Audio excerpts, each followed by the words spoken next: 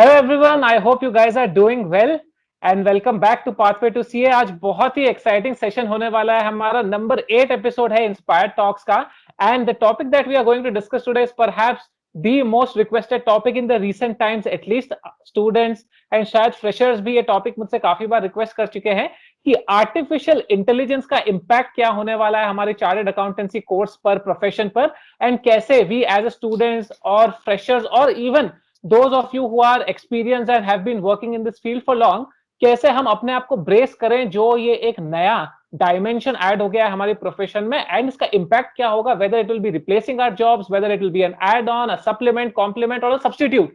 And to discuss that, we have a very special guest and a dear friend of mine, Sandeep Kamtankar, whom I have had the privilege of knowing for almost 7+ years now. He himself has over 12 years of post qualification experience. Of course, he's a chartered accountant and he has been working with the likes of Ernst and Young, Big Four, and also currently he is working in one of the largest MNCs, pharmaceutical company across the globe. He's a dear friend and has been one of the first subscribers of this channel. Sandeep, welcome to the show and thank you so much for taking your time out and discussing this topic with us.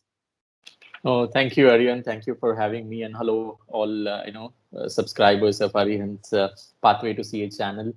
Indeed, it's an honor to to speak to all the students.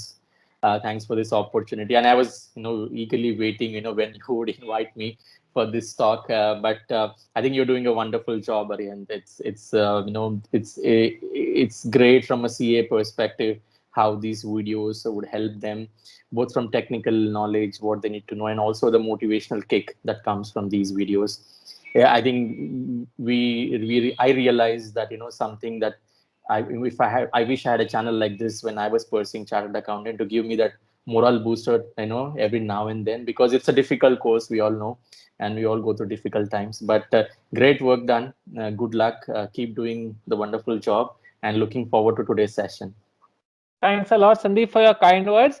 And let's jump right away into the topic, the hot cake that we have today, the artificial intelligence world. Of course, we hear AI in almost every aspect of our life, but most of us fail to understand what exactly it is or how we are already using artificial intelligence in our daily lives. So, can you help us to start off with an example or a definition of artificial intelligence that could be commonly understood?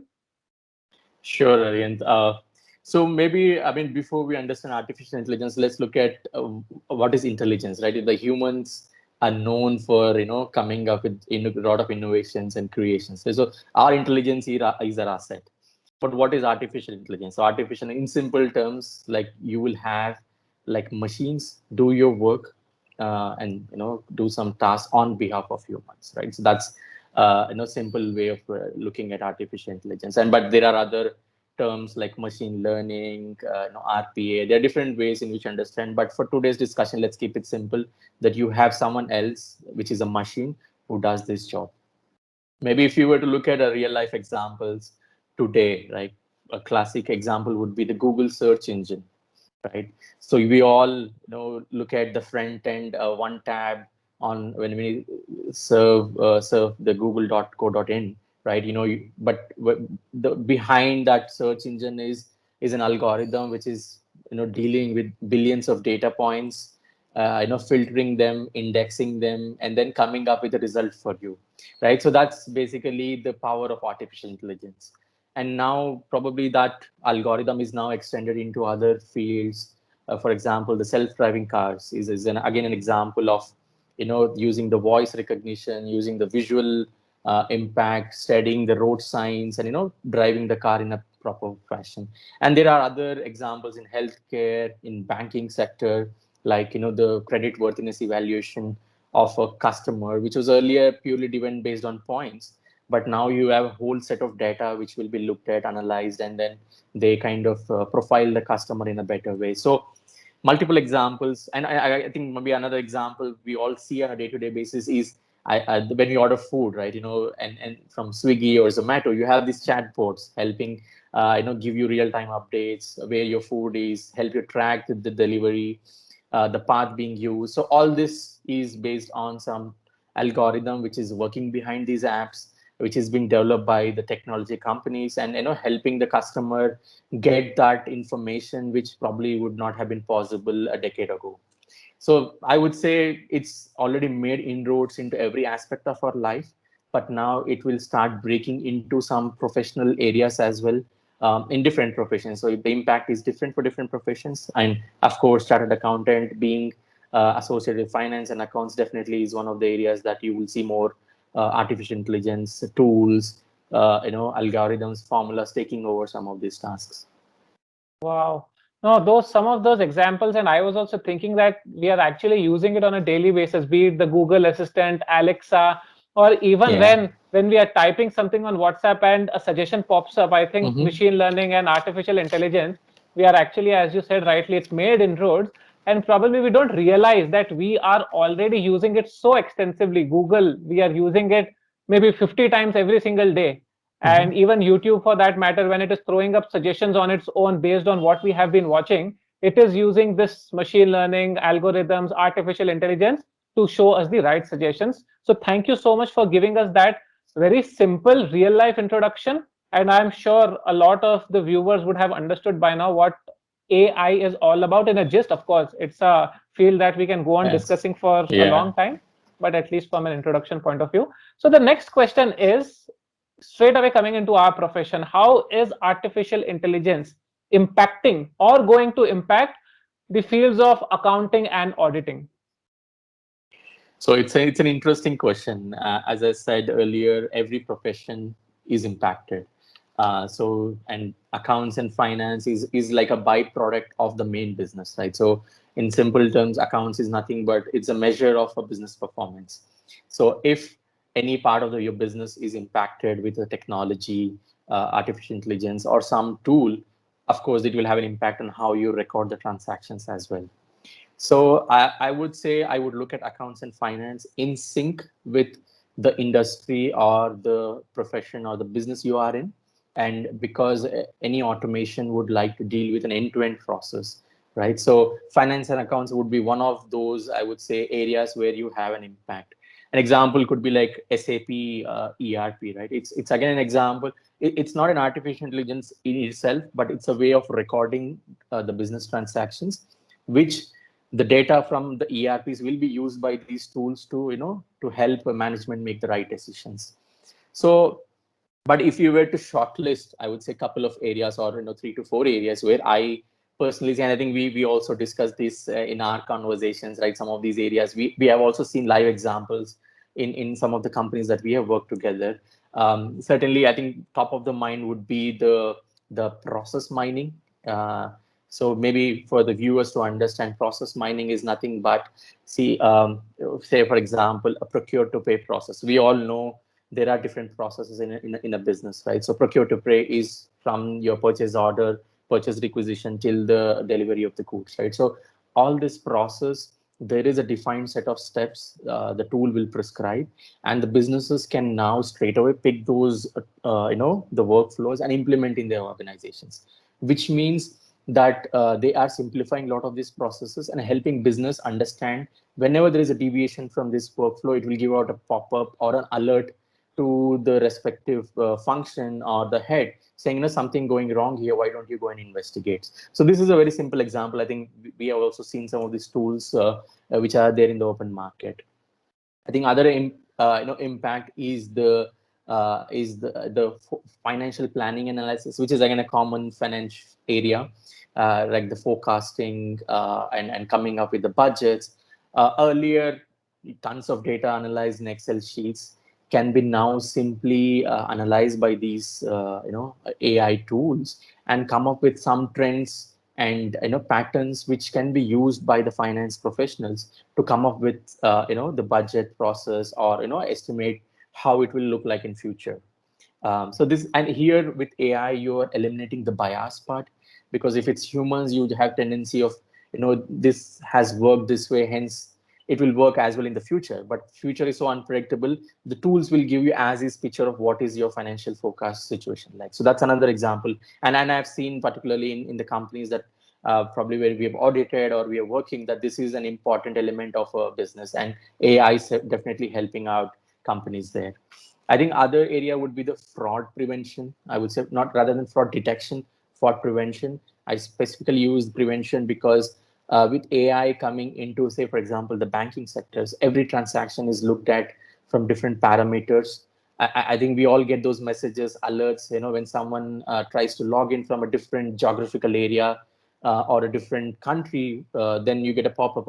Is it you? Are you the person? Has someone accessed your account by wrong means, etc.? So this is all AI working behind the scene, making sure the banking transactions are working. So which is helping, in fact, auditors and accountants to prevent those frauds, which is a big pain for any auditor if they find out the company that they are auditing has so many frauds, which means the audits are not effective, right? So it helps auditors to make those early judgments. Wow, Other that is area, wonderful. yeah, I think probably these are a couple of areas, and maybe another example is like just simply understand from startups. We are now billions of uh, people. There are many thousands of startups coming into the market. Not everyone would like to invest in accounts and finance. Let's be honest, right? Their main focus is to sell their product, sell their service. Accounting and finance, they want to leave it to probably either the tools or applications or some professionals who can manage it. So think and kind of an open source software for accounts and finance will be for a 10 headcount kind of a startup is like it's like a huge cost saving for him. So there are many benefits, I would say, but largely, as I said, process designing is an area, forecasting is an area, and then the fraud prevention detection. And of course, as an auditor, there are many ways in which you can apply these tools in your auditing techniques, in your substantive procedures, analytical procedures, to come up with those trends and make your auditing decisions properly. I mean, that's probably what I've seen. Maybe they could be many more areas, but I think these are the ones we can relate to right now as chartered accountants. Superb. That's indeed interesting, because a lot of ways of working will change, at least from an auditor's point of view. And that is also the next question, which one of our viewers, Jatin Rastogi, has asked, that Mhm. how will AI change the way we work, and what impact will it have on our profession? So basically, I Mhm. understand that auditing, involves this professional judgment, where actually a person's perception or a chartered accountant's knowledge and perception comes into play. But I'm sure artificial intelligence, as you mentioned, is giving you the as is facts. It's not going to tell you or give you a judgment. Then how does it Exactly. impact our profession and the professionals? Yeah. No, it's a wonderful thought, question. I think this question, the answer to this question is, firstly, don't look at AI as your competition. Let's not make that mistake. AI is an enabler. AI or technology. Technology put to proper use will enable any profession to make the right decisions. And let's not forget, we are talking about, I mean, the word itself is artificial, which means the tools don't carry emotions, right? So, and most are of the decisions that we make, whether in personal life or professional life, emotions are the 70% of the factor, right? Carry the 70. The facts and figures definitely make sense. So I would say the emotional intelligence part is still with the humans, like the people who sit behind those screens, look at these data trends and make those decisions, which in our case are the chartered accountants. They look at the numbers and then come to some conclusion whether to rely or not to rely on a particular data set, and which means eventually it is enabling them in their executing their auditing activities much more efficiently. So let's not get scared with AI, or let's not try to distance AI. Let's try to adopt it and look at it as a facilitator than as a competitor. Of course, there are some chartered accountants who might not be tech savvy, who might not have that, who might not want to go extra mile and learn something new at particular age or a particular, profession. Just don't get scared with it. Just try to learn the fundamentals of it. In the end, AI is nothing but it's an algorithm or a formula coming from your basic accounting principle. But it's just the machine will be able to do this task much more faster, quicker, and accurate way than humans could have been done. So let's try to simplify that, and also try to learn the fundamentals and how it can be applied in your profession. But let's not try to look at, like as I said, not like in a threat to our profession. I would say probably it might not be. It might be different for different people, but that's again my view, that I see it as a more facilitator and enabler than a threat to our profession. Right. Yeah, I think 30 years ago, when balance sheets were still being written by hand or by typewriters, and when computers came in, it must have caused anxiety in that generation as well, that okay, now a machine is replacing our work. But the Mm. reality is it only made our work better, and people who adopted continued working, Yes. and they continued doing well in the profession, and it evolved. I'm sure similar thing will happen with AI. But as you mentioned, the key is to try to learn the fundamentals and not fear that it will replace our job, but it's to evolve. And on this note, Paridhi Agarwal has asked a similar kind of question, which probably I've answered quite a lot, but maybe a few more points will help. Mm-hmm. That there is always this news coming in that automation will replace so many million jobs in the IT Yes. sector. Automation will replace so many jobs in financial Mm-hmm. sector. What kind of jobs might fall down to automation, at least from a chartered accountant role profile point of view? Yeah, I think this is certainly again one of the most, I would say, sought after question from even I think in our professional discussions as well. How should we keep ourselves up to date? What are the things AI will take over in the future, right? So, and then of course you have these news headlines coming in: 3 lakh jobs will be lost, or a million jobs will be lost in the world with an advent of AI. At this moment, maybe I do not know so much about other professions, but certainly from a chartered accountant perspective, I don't think we should be worried at this moment, because the way I look at it, the jobs which are being replaced are more kind of voice-based roles, or I would say kind of a call center jobs, or few data entry jobs, which probably were required 10 years ago, when the technology was still evolving. And some of these jobs are replaced by, I think, new professions coming up, right? If you go on LinkedIn and you see data scientists are the most sought after professionals now. Probably the jobs are lost, but the new ones would get created. And I know, at least in reading other news I've just read today, that that many of the IT companies have forecasted that they would start recruiting more and more resources in the digital, cyber security, digital transformation, and digital security area. So there are many more fields which are coming up as a result of some of the old ways of doing things have gone, and there are new ways of doing things. So definitely it's a positive move. But for our profession, I would say at this moment, I would say not to say zero impact, but to not get worried or bogged down with these kind of news headlines. Yeah, I was reading one interesting article, or I was talking to somebody who was explaining me how Amazon, when it came in, a lot of these small sellers were at risk of losing their livelihood. Mm-hmm. Actually, even today they are. But then those of the traders who have adopted, or small sellers who have adopted, understood Amazon, and they have listed themselves on it, have Mm-hmm. actually started expanding their businesses and reaching out to places. Instead of the local gali mohalla, they have now started catering to a larger space, and instead of being scared, they adopted the technology and they Mm-hmm. started using it, and they are benefiting. So I think Right. that remains the key. And if I have to draw a pyramid, I think at least the chartered accountants, or all professionals for that matter, are somewhere at the top. So when the water level Mm-hmm. starts rising, I Yeah. think we'll be safe to a good extent if we are evolving ourselves. And that is the next question, which a lot of students have asked. Kirtana Reddy, Jinesh, Dhara Patel, Paresh Lachwani, all of them have asked, what should chartered accountancy students do to evolve? Any specific courses in artificial intelligence and Mm-hmm. machine learning? What they're also asking is it worth studying Python, R, or similar tools that are now coming up? Oh, good question again, right? That shows, the intent. I think the positive intent is to learn, and to not to, try to stay away from AI. Uh, I think for students, it's irrespective of where you are, in which level of, I would say, experience you have.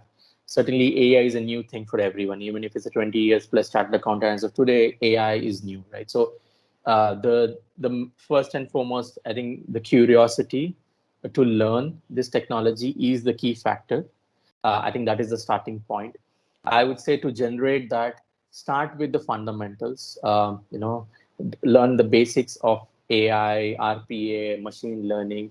To stay relevant in the conversations in your organization or in the the forums that you talk about, and then that will help you select which kind of course to further deep dive for your industry specific, or if you're in practice, there are some courses where you can do a deep dive of it. I would say rather still, as a chartered accountant, I would focus on my fundamentals as an expert in the accounting standards, in auditing standards, in taxation rules, in all the indirect tax rules, etc., etc. So I would still be an expert, but I would like to know how my knowledge can be translated into into an AI world, right? So that with that intention, I would start doing these courses and not try to be a coder after completing the course. Don't try to, I would not be a coder, but I would still be a chartered accountant who's technically sound and can now be able to guide the technical experts, say, for example, an IT professional, as to how to develop the code. So that functional knowledge is still critical. So learn the courses, but focus on your functional knowledge. Maybe I also had this question in mind, and then I started to look out as to what kind of courses should I do. I think the first thing which I started off with was OpenSAP.com. There are thousands of courses out there on OpenSAP. It's free for all. And why I chose SAP is it's the most common ERP that we see in different organizations today, and ERP is the base for many of these AI tools to start working on. So I think I would say recommend the artificial intelligence courses on OpenSAP.com, which will give you that flavor of how it really works in the business world. Certainly, there are courses on ISACA on the emerging technologies to being certified as an emerging technology expert.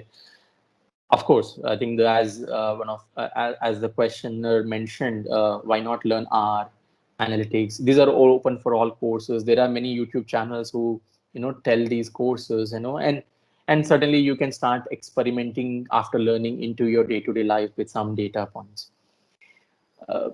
I think there are other courses like ISAC also offers a certified information system auditor, and if you're an auditor, certainly you would like to know how things works behind the scene, right? So how the control environment is, how the automated controls work. So I think that would also be one of the courses I would look to enhance my technical skills, and also as a chartered accountant. So these are probably list of courses that I myself have subscribed to or have undergone these courses, and I would still feel these as at the beginner level. I think these are essential courses that we can all start with. But then, depending on your interest and your ability to spend more time on this, you can learn many things out there in the AI world.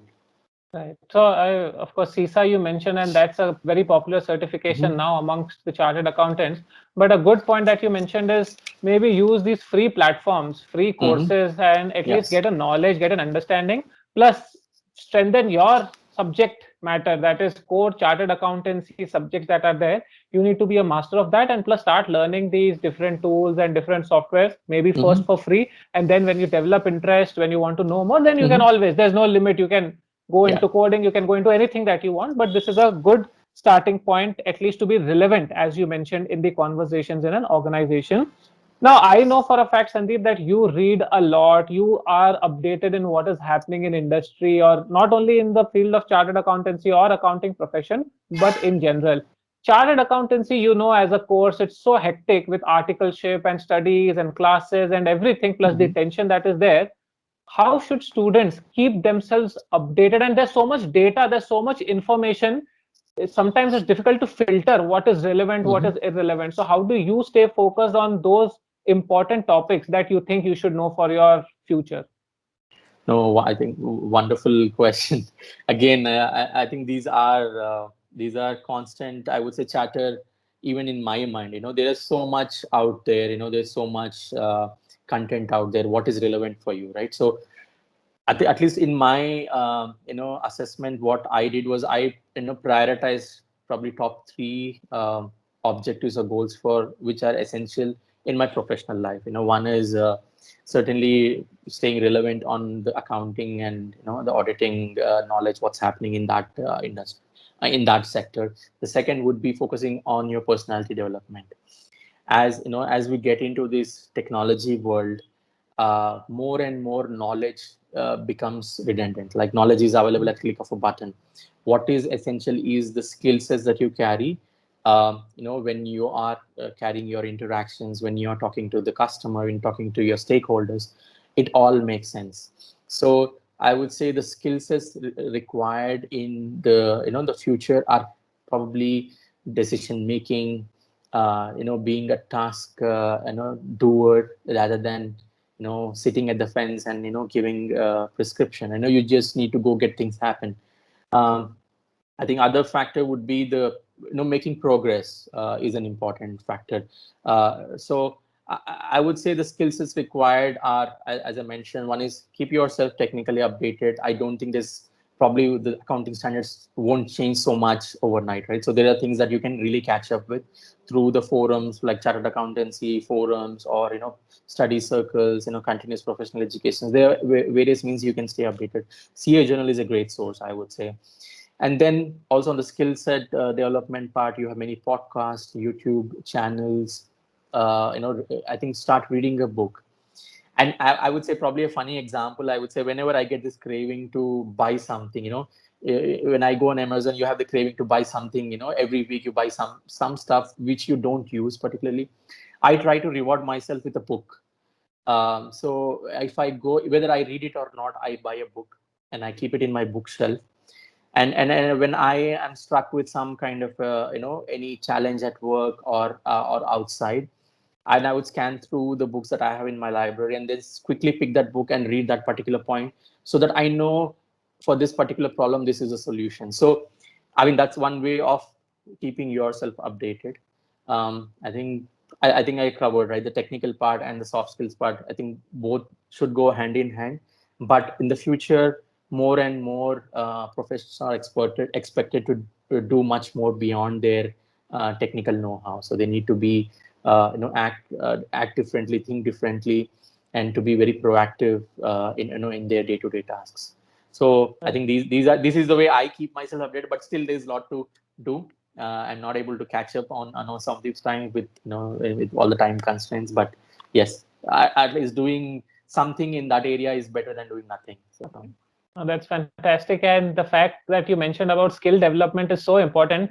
I actually have another channel, Brown Brainiac, where I'm actually focusing on how students can develop their skills, because unfortunately in our profession or in our chartered accountancy curriculum, very little, very little is given towards ensuring that students are developing their soft skills. Unlike in maybe an MBA or some other course which is happening in a school, that is not the case with us chartered accountants. And that is why a lot of students, of freshers who are actually very knowledgeable, they lack out because they're not able to communicate properly, or they're not able to develop their personality. So thank you so much for that wonderful tip once again. And Yes. that brings And me, if I may add, Aryan, I think exactly you put it. It is the right word. The skill development, right? So this is an important factor that will differentiate the future chartered accountant. I would say that you no longer sit behind the books of accounts and be a technical expert. Machines can do that. I think your job is in the front end, to on the front foot, and challenge some of those areas, and with the clients discussions, etc., which probably would have not been done in earlier, and now it would become an expectation from chartered accountant to even play a significant role in the company's audit committees, board of directors, where people chartered accountants need to speak up and also talk about the overall financial situation. So all these skill sets are essential. It's no longer technical only. I think you put it very well. makes sense. And that brings me to my last question for this session, Sandeep, that you have been in the profession, in the field for over 12 years post qualification. You have traveled, I don't know, multiple countries as a chartered accountant for work, interacted with hundreds of colleagues around the world, people around the world. what is that general tip that you want to give to every budding chartered accountant, every CA student on how to have a successful career? It's a, I mean, it's real little. I'm not in a position to give an advice, but it's really subjective question. You know, successful career means different for different people, right? So I would rather actually focus on the journey than really on the outcome. I think for me, as you already mentioned, the travel part in the work-related aspects really helped me to learn different cultures, different people, different way of doing things, how to speak. If you're in Australia, how to speak. If you're in Europe, and how to behave in in America, right? So these are things that today are more relevant. So learn about new things, learn about cultures and how companies work in different parts of the world, what kind of cultures they're coming from. Because sitting in in India now, we are talking to every corner of the world. I think knowing about the your business, knowing about your customer is the first part. I would that would be the first priority. That once a good relation is set up with your customer or client, rest of the tasks are are easily can be achieved. I think that was also my motto.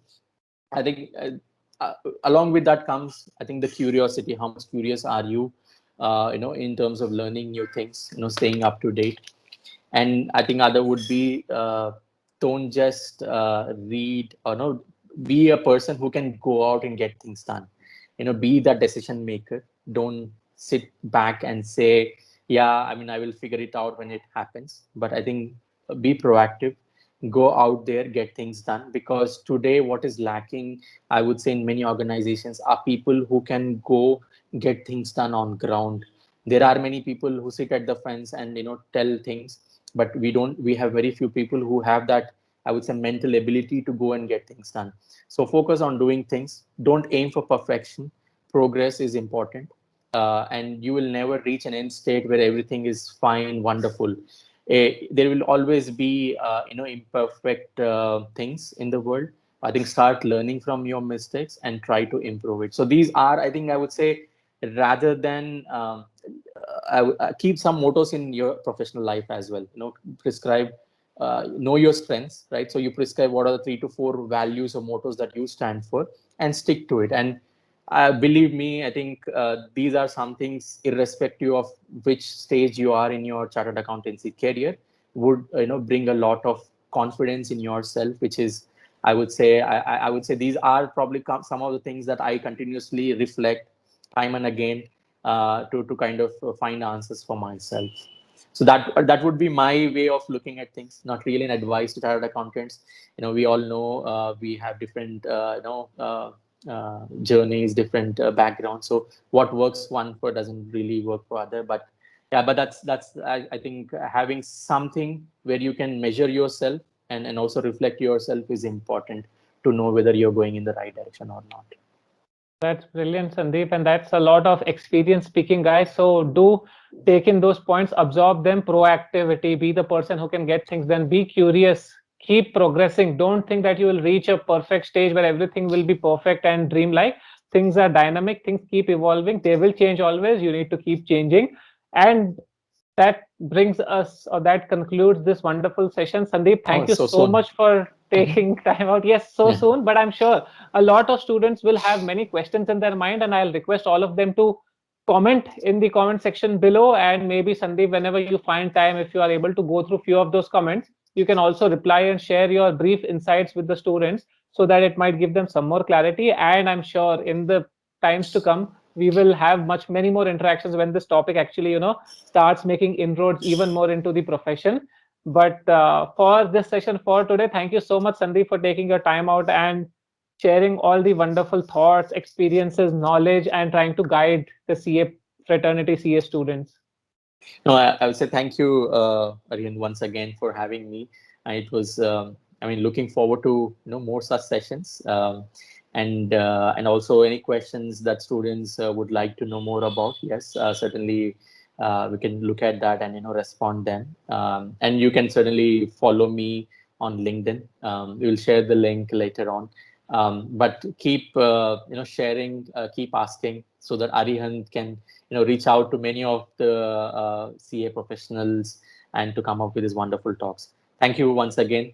Good luck with for your first, I think, for your subscribers for the examinations, and also your career decisions, right? And some of the qualifieds, and also for you, Arihant, and great work, and kudos, and keep continuing the good work that you're doing. Thank you Thanks again. a lot. Thanks a lot, Right. Sandeep. And for everybody else, please like this video, subscribe to the channel if you haven't subscribed yet for more such wonderful inspired talks. Thank you, everyone. Have a good day.